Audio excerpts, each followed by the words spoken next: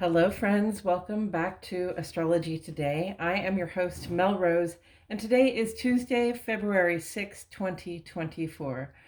We are in the heart of our Midwinter celebration, but before we get into it, please take a moment to like the video, subscribe to my channel, and click for notifications so that you will know every time I post fresh daily astrology and tarot content like I do.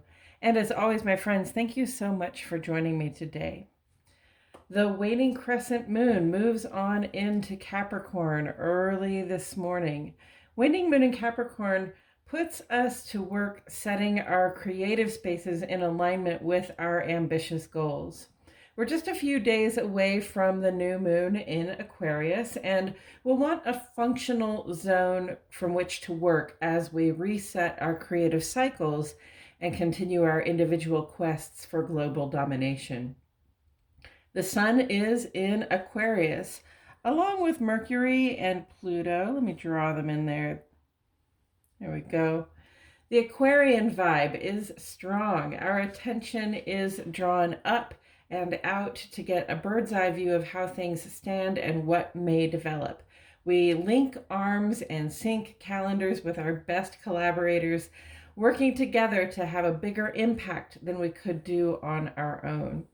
This Friday will be the lunar midpoint in space and time between winter solstice and spring equinox.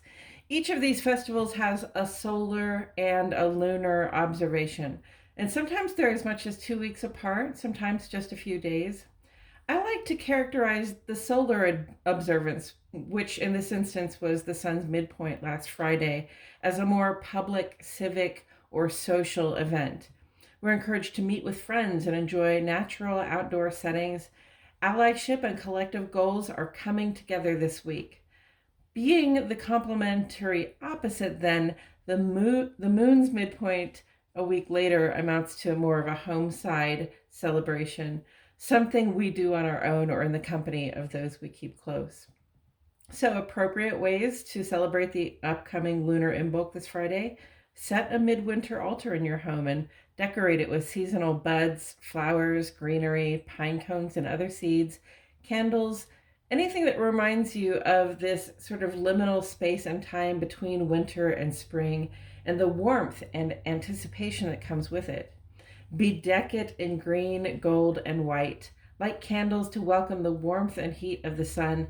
Plant a special pot with the seeds of your personal growth and water it with intention. Friends, if you put an altar up, please take your time getting the things together. I like to put on some music. There's usually some cleaning and putting things away involved. I clear the space and then I lay down a cloth in an appropriate color. I have lots of stones and figurines and animals and such, and I'll include the ones in my altar that fit with the seasonal theme. And then, making sure I'm being safe, I light some candles and burn a small amount of incense.